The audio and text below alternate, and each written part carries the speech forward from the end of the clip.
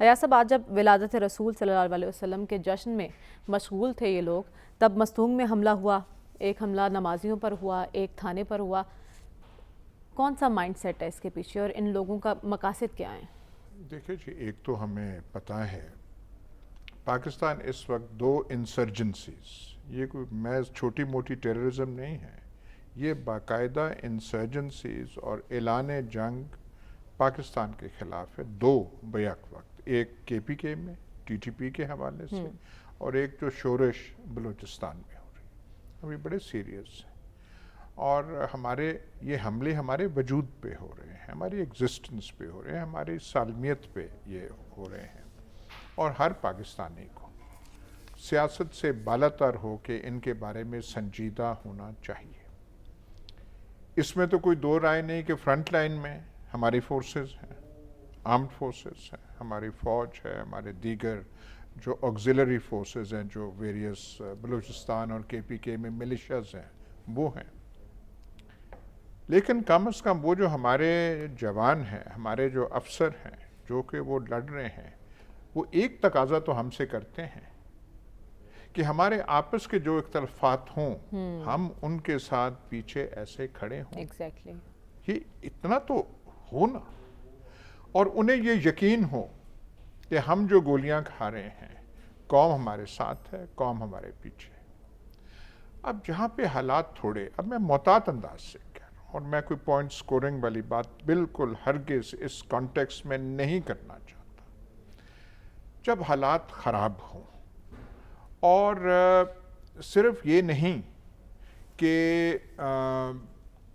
اندرونی طور پہ ادھر ادھر کی رائے زنی ہو رہی ہو، ایک دوسرے پہ دشنام ترازی ہو رہی ہو، جو فیصلہ کرنے والے ہیں، دوز ان چارج جو کمانڈ میں ہیں، اگر ان کا دھیان بٹا ہو، ناگزیر وجوہات، ٹھیک ہے، ان پہ کوئی بلیم والی بات نہیں ہے، تو جو یکسوئی ہمیں چاہیے اس جنگ کے لیے.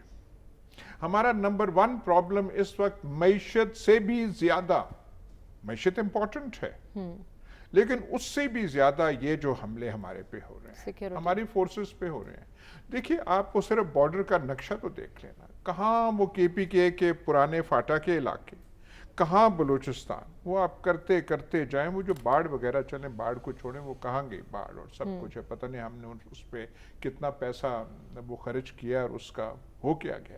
میں صرف یہ کہہ رہا ہوں کہ جیسے 2014 میں صرف جلدی سے میں آپ کا ٹائم نہیں لینا چاہتا، 2014 میں یہ ہوا تھا، کراچی ریاست پاکستان کے کنٹرول سے باہر جا چکا تھا.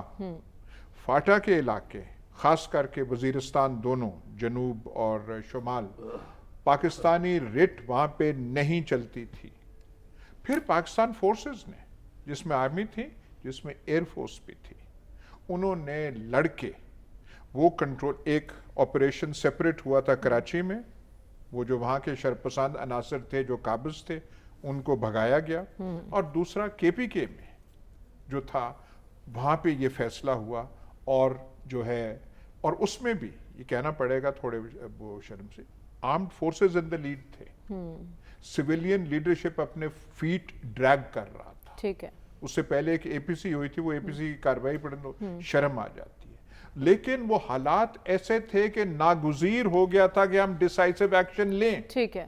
اس وقت آرمڈ فورسز تھی اور نیشن اس کے ساتھ تھی. ٹھیک ہے. اس میں کوئی دراڑ نہیں تھی. یہ کیفیت اب بھی پیدا ہونی چاہیے. ٹھیک ہے، آپ کہہ رہے ہیں ناگزیر ہے کہ یکسو ہو کر کارروائی کی. ایاز صاحب، کچھ لوگ یہ بھی کہہ رہے ہیں کہ نون لیگ اپنے احتسابی بیانیے سے پیچھے ہٹتی دکھائی دے رہی ہے، تو واپسی اور بیانیے میں ابہام نظر آ رہا ہے آپ کو بھی؟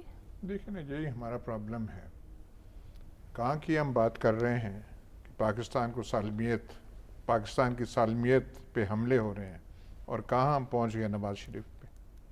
مطلب مسئلہ نواز شریف نہیں ہے، تو پرابلم جو پاکستان میں ہے کچھ اور ہے. وہ ایسا ہے کہ یہاں پہ ہم کھل کے بیان نہیں کر سکتے.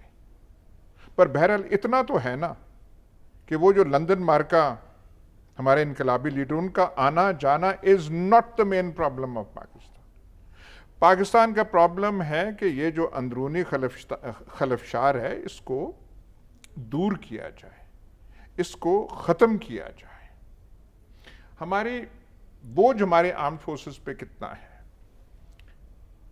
کے پی کے میں وہ ہے اسٹریچڈ، بلوچستان میں وہ ہے، انڈیا بارڈر پہ کشمیر سے لے کے جنوب تک ڈپلائڈ ہے. وہ ایک ہمارا ایک پرماننٹ ایک فیچر ہے کہ وہ ڈپلائڈ ہے. انویسٹمنٹ کاؤنسل بھی وہ سنبھالے، معیشت کو پہ بھی نظر وہ رکھے.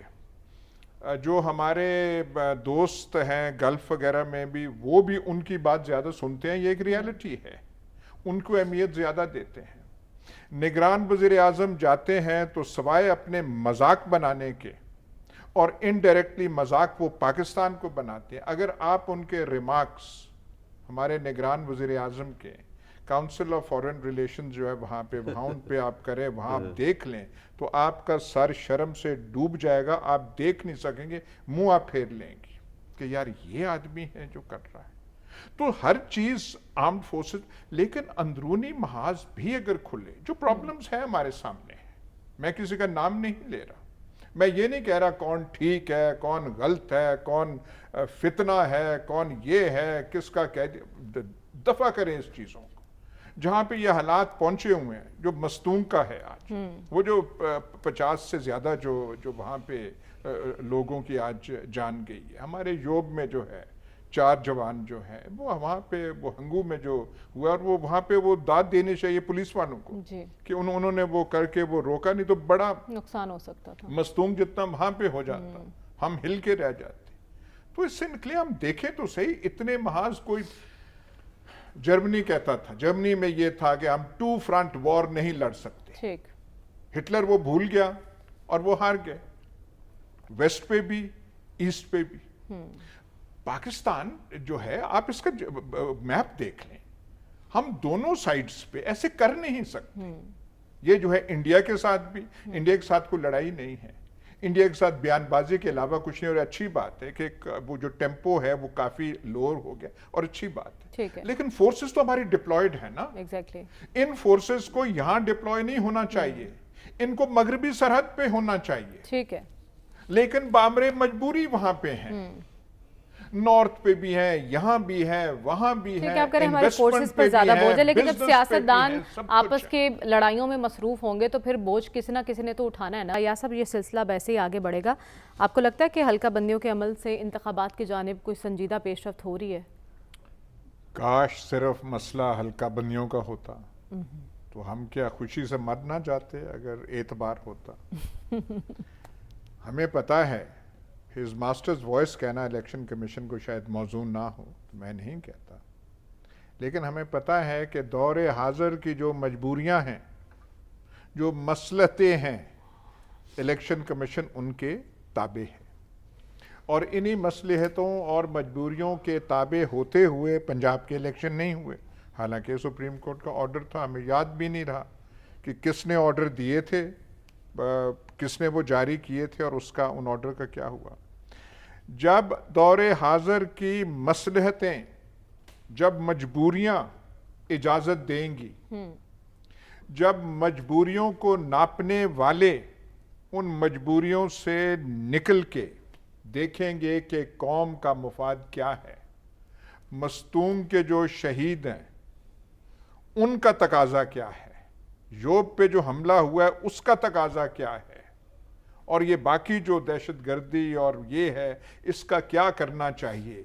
تو پھر مجبوریاں جو ہیں وہ جب نکلیں گی اپنی مجبوریوں سے، تو پھر الیکشن کمیشن میں بھی حرکت آ جائے گی، اس میں جان آ جائے گی. پھر تمام نہ حلقہ بندیوں کا وہ رہے گا نہ کچھ. الیکشن کمیشن میں ابھی جان نہیں نظر آ رہی ہے آپ کو؟ جو آپ بات کر رہے ہیں پنجاب اور کے پی کا جو معاملہ تھا، تب تو الیکشن کمیشن بھی ایکٹیو نہیں نظر آ رہا تھا. اب تو ایکٹیو دکھائی دے رہا، حلقہ بندیوں کی بات کر رہا ہے، پھر جنوری کے آخری ہفتے کا بھی اعلان کر دیا ہے. حیثیت الیکشن کمیشن یہ ہے، مجبوریوں کا ہمالیہ پہاڑ یہ ہے. اب یا تو ہم دیکھیں نا مجبوریوں اور الیکشن کمیشن کا بیلنس بن جائے تو ہم بھی مان لیں گے کہ مرد میدان سکندر سلطان راجہ آ رہا ہے، घोड़े पे चढ़ के सब्ज झंडा उठा के कहेंगे इलेक्शन होगा और अवाम की राय चलेगी, और कायदे आज़म भी कहते थे कि अवाम की राय होनी चाहिए, करारदाद मकासद भी कहता था कि हाकमियत अल्लाह की जो है बजरिया अवाम पाकिस्तान होगी, तब हम कहेंगे वाह राजा साहब आपने तो कमाल कर दिया, आपने तो कौम का वो कर दिया है। सिर्फ उनकी हैसियत बिल्कुल आप कह रहे हैं मुतहर्रिक है, लेकिन यहाँ तक है। अच्छा। मजबूरियाँ, मसलहतें अटक से लेकर यहाँ तक, यहाँ से लेके वहाँ तक, वो इतनी ज़्यादा हैं कि मजबूरियों का हमें पता नहीं। उस मजबूरियाँ इतनी हैं कि उसमें योग भी बेचारा जो है जगराफियाई तौर पे वो भी गुम हो जाता है। मस्तूंग का भी 2 दिन रेवबरेशन एको, वो जो बाज़गश्त वो रहेगी, फिर हम वो जो है मातमी से निकल के अपना रोज़मर्रा कह देंगे, फिर हम कहेंगे फलाने को ठीक करना है, फलाने को ठीक है, आप और फिर पाकिस्तान अपने मामूल के कामों में लग जाएगा। मजबूरियां कुछ कम हो, हिम्मत मर्दा कुछ थोड़ी सी